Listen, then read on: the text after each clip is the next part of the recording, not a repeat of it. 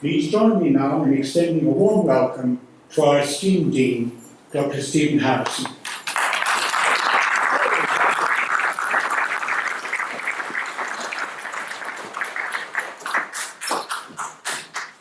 Today is a day of profound celebration to honour the remarkable achievements of each and every one of you. As the Dean of Swiss School of Business Research, it is both a privilege and a joy to stand before you, recognising not only the academic milestone you have reached, but also the journey of discovery, perseverance and growth that has brought you here. Would you like me to provide more details or expand on this ChatGPT 4? Right, the reason for that, I did look up a speech on ChatGPT. Seemed a logical thing to do. But these kind of speeches, that's, anyone that knows me, that's not really me. Maybe I may need this. It's not really me. There's a reason for this. I am here as the Dean of Swiss School of Business Research and the founder of the school. But like you, all of you, not a, let's say, a born academic. We have academics on our faculty, people who have been in education for 40, 50 years even. Richard over there has been working as a professor for nearly 10 years. Look how it's wearing him out.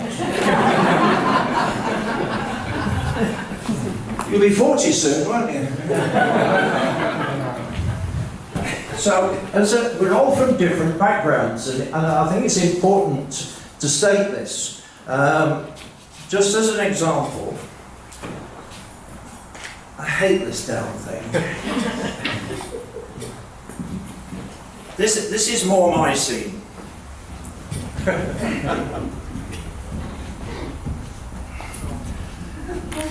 And I'll thank you very much. We're probably not expecting to be having a change of clothes during the ceremony. The reason is that this is, I spent the first sort of 12 years of my life, adult life, as a naval officer and fighter pilot, amongst other things. And I've obviously got a very different background than, let's say, a typical academic. Because I'm from the real world, and this is the thing, so are you.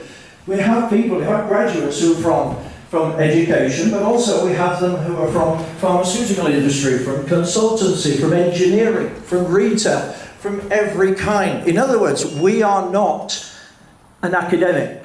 We are more than that. I spent 12 years in the Navy, and I've done some pretty weird stuff in between then as well. Included, well, a lot of things I can't even talk about unless you get me drunk in the bar afterwards. In which case I will tell you everything, including sort of in the war on drugs in Colombia, a potential coup d'etat in a certain African country that I cannot name, diamond mining in Ghana, and a whole host of other weird stuff. So the reason for that is to say that we're from different backgrounds. And education, in certainly my experience of what we see of regular universities, don't seem to either accept it or realise it. They're stuck on this idea that you have to dedicate 3 years or 4 years of your life to getting a PhD. Well, that's fine, but who can afford to take 3 or 4 years out of your life and just, I'll go off and study and leave my entire business and life on hold for 4 years? It's not realistic. We're in the 21st century. We have computers now. We can get stuff done now that would have taken years previously. Now it can take a couple of weeks. My literature review for my degree, which was done, let's say, the old-fashioned way, took me 2 years. Why? Because I had to find every single publication that anyone had ever written since Moses to find out who had written something similar to what I was researching. And then I had to go through all of these documents and find out, is it really appropriate or not? Now, we go on to particular software, it's done in about 5 minutes. 2 years' work done in 5 minutes. In other words, we've got to get up to date with this. We're in the 21st century and quite a way through it now. Quarter of the way through this century. I'm drying up here. I get a bit pressured to the Quite right. Yeah. And I've got to admit, the vodka helps. Damn, it's gin. So this was part of the thing of bringing up Swiss School of Business Research, starting it from afresh, but with a 21st century approach to education. Understanding that the students who say, yeah, I'd like to do a PhD, but I'm not going to spend 4 years doing it. So we came up with a program which is the PhD by portfolio, designed for people with vast amounts of experience. And it made sense. The problem is now we have regular universities, and what do? They say, oh no, it's not real, it's not this, it's not that. But really, if you look at the things that they're doing compared to what we're doing, I'll give you an example of the kind of research that's been done by, well, you guys. That sounded a bit bad. Introducing innovation for funding NGOs, improving HIV management in Kenya, streamlining COVID treatment in Saudi Arabia. These are our students. These are you. I don't know specifically those that are here today. Using blockchain for US startups, new employment evaluation system, electrification and autonomous driving of heavy vehicle industry, representation, innovative platform ecosystem in the capital markets industry, disruptive, sustainable, focused investment platform around the globe, digital transformation in manufacturing in South Africa, requirement engineering for health information technology. Pretty damned impressive. That's what our students are bringing forward. You're clapping yourselves. You did this, not me. I have to revise your dissertations, and some of them it's like, I think this is a bit over my head. Fortunately, I have other people with me to aid me on this. And if I get into real trouble, I ask ChatGPT for it. Helps a lot. He said, oh no, this is really knows what he's talking about. Oh, okay, if you say so.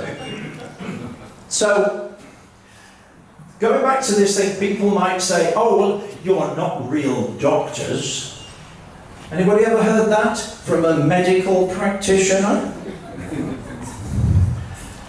Just the title of doctor actually comes from, I think the word is tele, which means to teach. To teach. Now, when you're bringing forward your idea for your dissertation, that is what you're doing. You're not coming to SSBR and saying, teach me this, tell me about this. You're coming to SSBR and saying, I've got something to teach the world, let me say it. So you are the teachers. And if you think about it, medical practitioners don't teach, do they? To get a doctor's degree, an MD, you study what has already been done. You just remember the stuff that other people have done. You don't have to come up with anything original. The title of doctor first came out in about, 1653, 12th of July, at about 9 o'clock, I think, but I may not be precise. That's for teachers, professors. The medical profession didn't take on that title till 1833. Damn, it was nearly 7 o'clock. 1833. Okay. In other words, centuries later. And yet now they've got the gall to tell us, you're not a real doctor.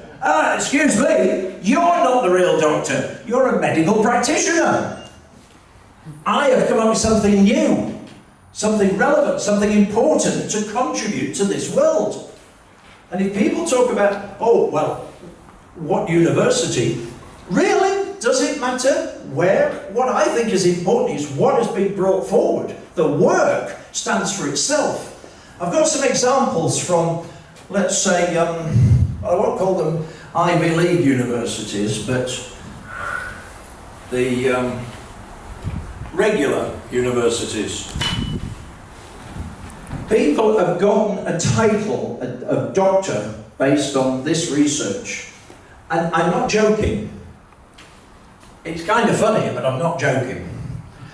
Optimal height of pencil sharpness in rooms with left-handed doors. Somebody studied that for 3 years to become a doctor. What are you a doctor in? Height of pencil sharpness. Which can jump higher, the dog flea or the cat flea? If that's not 3 years of wasted time, I don't know what is. Do woodpeckers get headaches? You know, woodpeckers pecking, do they get headaches? Not when they're pecking at a paracetamol, I'm guessing. I don't know. Behavioural problems in a school with an odd number of classrooms. It's real. Oh, they get better. A study of the effects of peanut butter on the rotation of the Earth. I don't even know where to go with that one. I'd give them a doctorate just for coming up with something so idiotic that they can actually study. Another one. The role of ducks in the US postal system. Oh, okay, you'll love this one. An analysis of the fart in 18th century German literature.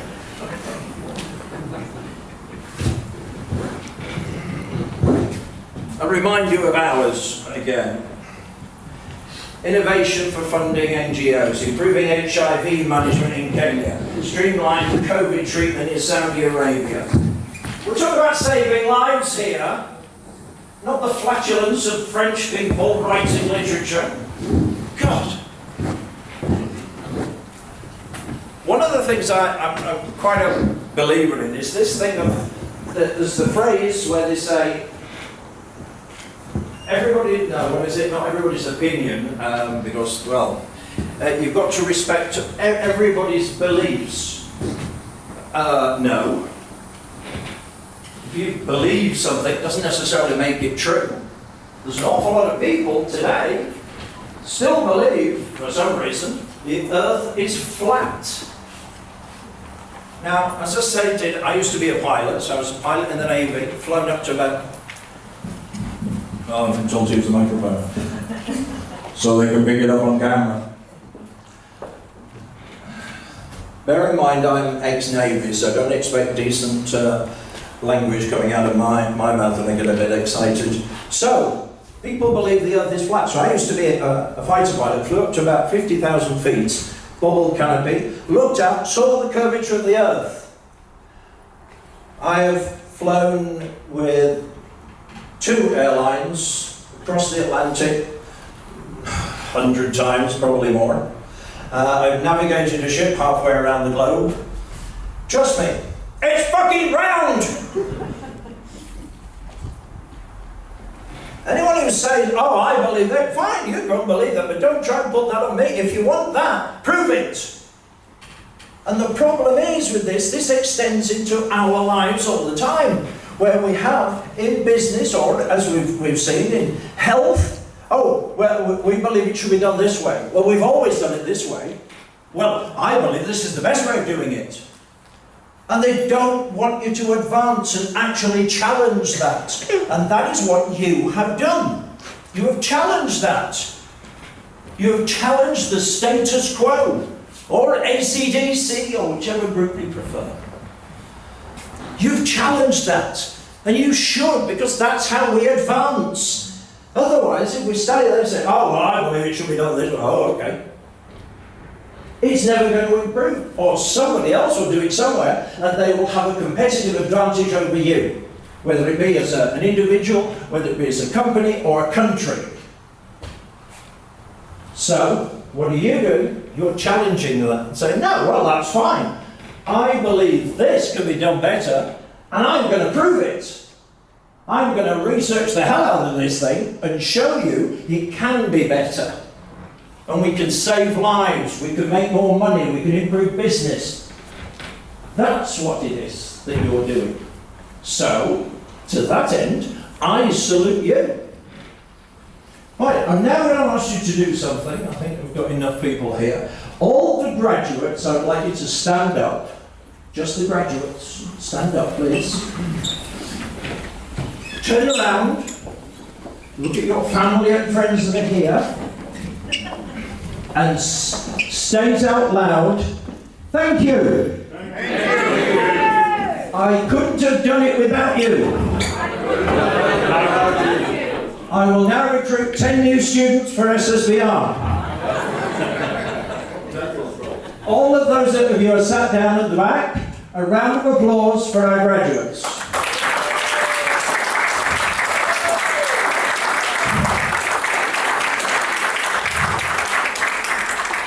Right, you may turn around and look at me now. And sit down. Well, that's about it from me. Getting my point across. That's my belief.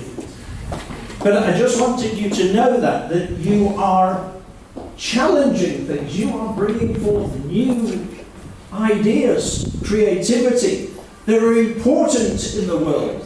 That is why you are wearing that cloak. Yes. A lot of these other schools, the big name schools, well, quite honestly, again, it's my personal belief, that they're trying to sort of keep the thing going of how it was maybe back in the 18th century or even the 20th century. Some of us remember that. Or the 19th. Sorry. I'll pay an extra to insult him, I'm sorry. So, the idea is that they want you to continue spending absolute fortunes in their nice red brick buildings to get a degree. That's not what we need these days. You need the education, you need the platform to be able to do the research. You don't need flashy buildings. Or unless any of you want to contribute to SSBR's new wing and give me a couple of million, well, preferably dollars, Swiss francs or pounds, I'll accept it. But is that the right way of doing things? I don't think so.